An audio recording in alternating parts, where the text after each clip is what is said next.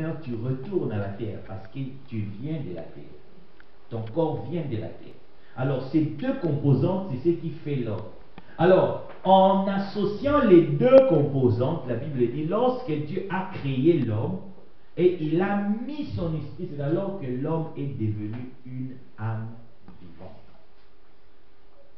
L'âme, par conséquent, se trouve comme étant une intersection entre le corps de l'homme et l'âme de l'homme. Ça, c'est une première. Pardon? Ah, pardon. Et l'esprit de l'homme, merci. Le corps se présente comme étant l'intersection entre l'esprit de l'homme et le corps de l'homme. La deuxième représentation, où ce cercle qui représente le corps, et il y a l'âme et il y a l'esprit. C'est aussi l'homme. Mais vous remarquerez toujours par rapport à ces deux représentations, le corps et l'esprit n'ont pas une relation directe. Le corps et l'esprit n'ont pas une relation directe. Le problème est que pour que le corps, Laurent, et l'esprit soient ensemble, l'âme s'interpose. L'âme s'interpose dans la relation entre le corps de l'homme et l'esprit de l'homme. L'âme s'interpose entre l'esprit de l'homme et le corps de l'homme. C'est pour cela, un homme peut être fort spirituellement, mais faible physiquement. Ou comme quelqu'un peut être fort physiquement, mais faible spirituellement. Qu'est-ce qui fait ça? C'est parce que entre l'esprit de l'homme et l'âme de l'homme, il y a quelque chose. L'homme est un être bidimensionnel, mais il est trifonctionnel. Trifonctionnel, cela veut dire que il a le corps, il a l'âme et il a l'esprit. Comme nous le voyons dans 1 Thessaloniciens chapitre 5 verset 23, il dit que le Dieu des peuples vous sanctifie lui-même tout entier, c'est-à-dire tout votre être, votre esprit, votre âme et votre corps. Que cela tous soit conservé irrépréhensible lors de l'avènement de notre Seigneur Jésus-Christ. Selon la Bible, l'homme doit travailler dans tous les trois parties de son être. Dans ton corps, dans ton âme, dans ton esprit. Le problème est que souvent nous travaillons rien que nos corps, nous oublions notre âme, nous oublions notre esprit. Ou deux fois nous travaillons notre esprit, nous oublions notre corps, nous oublions notre âme. C'est ça, j'aime beaucoup cette célèbre phrase de Jésus-Christ qui dit « L'homme ne vivra pas seulement ». C'est là où il y a seulement maintenant. L'homme ne vit pas seulement de pain, mais l'homme vit aussi de toute parole qui sort de la bouche de Dieu. Si je veux dire cette phrase d'une autre manière, j'ai dit l'homme ne vit pas seulement de pain. Non, l'homme ne vit pas seulement de la parole de Dieu, mais l'homme vit aussi de pain. Oui. C'est-à-dire, pour que tu vives, tu as besoin et de pain et de la parole de Dieu. L'équilibre. Ces versets, j'appelle ça le verset de l'équilibre. Tu ne dois pas seulement être parole. Non, tu ne vas pas vivre. Il faut aussi tenir compte du pain. Du reste, le mot pain veut dire besoin physique. Et parole, ça veut dire besoin spirituel. Tu ne dois pas seulement dire, j'ai les prières, parole, non. Tu dois aussi tenir compte du pain, c'est-à-dire du besoin matériel. C'est très important. Le corps représente la dimension physique de l'homme L'âme représente la dimension mentale de l'homme et l'esprit représente la dimension spirituelle de l'homme. Je veux rapidement, pour terminer, vous donner quelques rôles et fonctions de ces trois composantes. Premièrement, nous parlerons du corps. Les corps, comme nous l'avons dit, ils représentent la dimension physique, c'est-à-dire c'est composé de tout ce qui est physique, de tout ce qui est visible, de tout ce qui est matériel, compact de l'homme. C'est ça le corps, tout ce qui est visible. Le corps est l'exécutant. Jésus arrive à la conclusion qu'il est difficile aux Africains de comprendre la Bible. Vous savez pourquoi? Oui. Tu es en grand pourcentage ton environnement.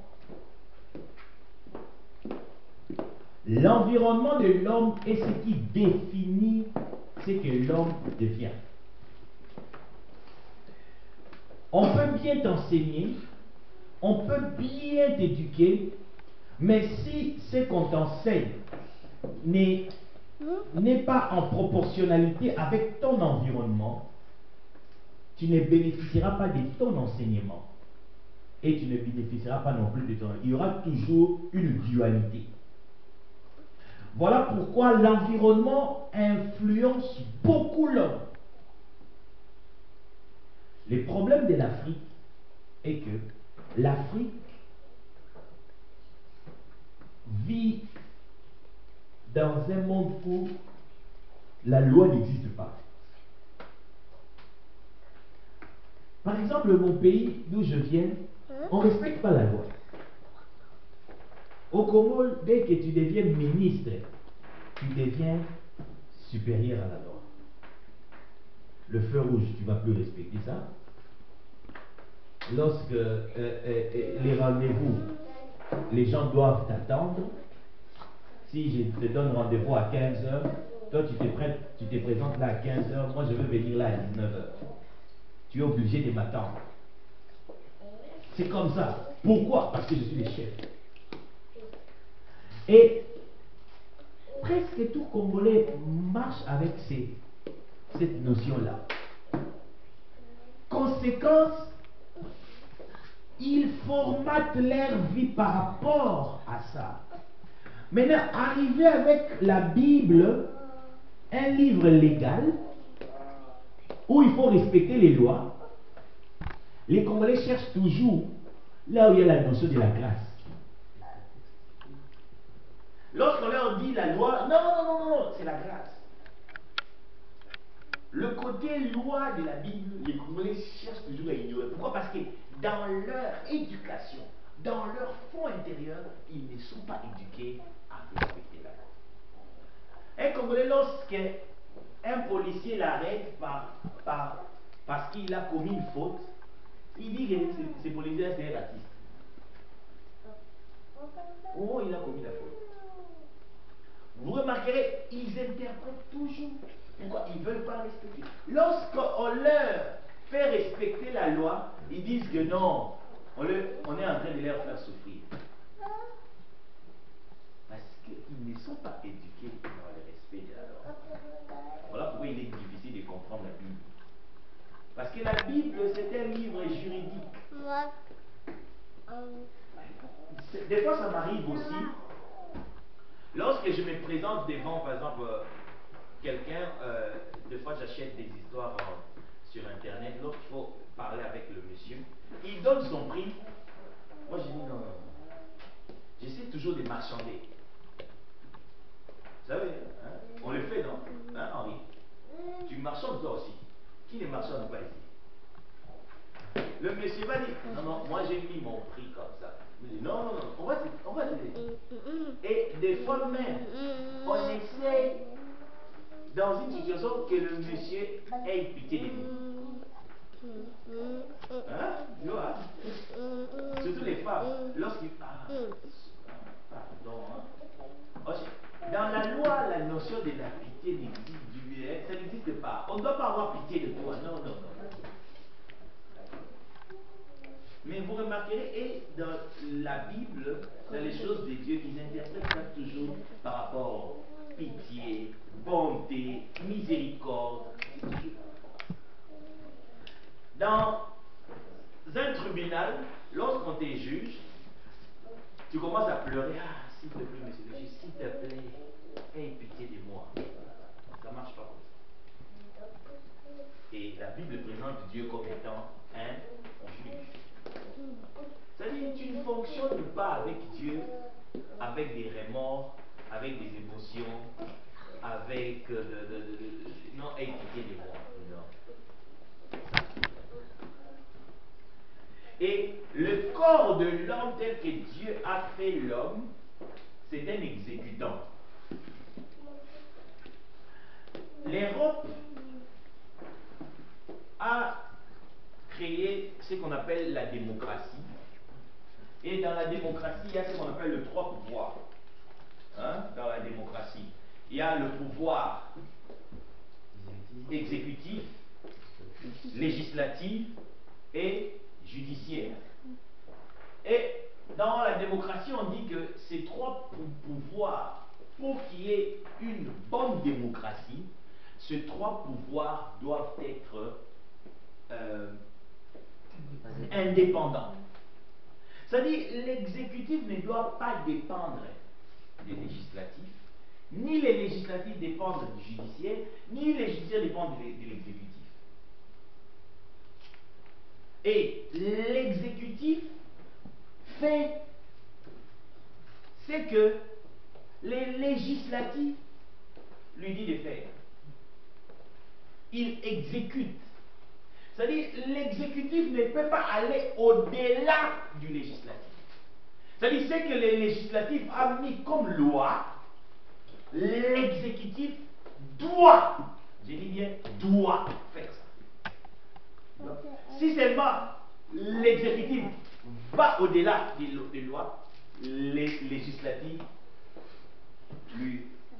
l'amènent auprès du judiciaire et les judiciaires les sanctionnent. Et le corps, c'est un exécutant. C'est-à-dire, le corps de l'homme ne fait que ce qu'on lui dit de faire. Ton corps ne peut pas faire au-delà de ce qu'on lui dit. Jamais. Il doit faire. Maintenant, tellement les chrétiens ignorent ça, lorsque le corps fait ce qu'on lui a dit de faire, ce qu'on lui a ordonné de faire, on dit non, le corps c'est le péché. On commence à ensorceler le corps. Non, le corps, lui, il n'a fait que ce qu'on lui a dit de faire. C'est un exécutant. Il ne décide pas, il exécute. Le corps Ce exécute ce qu'il reçoit. qu'il reçoit. Le pouvoir exécutif exécute ce qu'il reçoit. Hein. Donc, lorsqu'il y a des problèmes avec l'exécutif, ne questionnez pas l'exécutif. Questionnez les personnes qui lui ont donné les injonctions. Le corps, c'est l'interface d'échange entre le monde extérieur et le monde intérieur de l'homme. C'est ça. C'est grâce à mon corps que j'arrive à entrer en contact avec toi. J'entre en contact avec toi à partir de mon corps. Mon âme parle à ton âme grâce à mon corps. C'est le corps qui permet à ce que nous puissions nous interchanger. C'est ça. C'est le corps qui fait ça. Tu vois le monde, tu observes le monde, tu contactes le monde extérieur grâce corps. C'est l'interface d'échange entre le monde extérieur et le monde intérieur. Et tout ce que l'homme reçoit et tout ce que l'homme émet passe par le corps. Le corps est très important. Marco Sabino Tevalo, oh non, le corps c'est le diable. Non, le corps n'est pas le diable. Du reste, ton corps, c'est toi sur la terre. Ton corps, c'est toi sur la terre. Tout ce que l'homme reçoit, tout ce que l'homme émet, passe par le corps. Maintenant, là, je suis en train de vous donner une information. Et vous recevez ces informations par votre corps. Et si vous voulez émettre une information, cela passe aussi par votre corps. L'esprit. L'esprit, c'est tout simplement la dimension spirituelle. L'homme est la dimension immatérielle de l'homme. Le corps est la dimension immatérielle de l'homme, tandis que l'esprit est la dimension spirituelle, invisible et immatérielle de l'homme. C'est le côté invisible, c'est l'essence de l'homme. Si ton corps est toi sur la terre, ton esprit est toi aux cieux. C'est ça le problème. L'homme est bidimensionnel. L'homme est en même temps sur la terre, l'homme est en même temps aux cieux. Très important.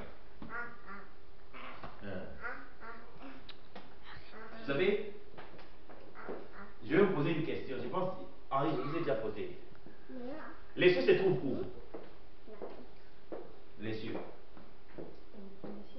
Le premier ciel. Les cieux se trouvent au ciel. Les cieux se trouvent. Les cieux. Oh, non, le ciel se trouve autour de nous. Ah, oui, ça c'est Sénèque. Ton esprit se trouve où? En toi. Ouais, là il reconnaît. Ton esprit se trouve aux cieux. Et ton esprit se trouve où?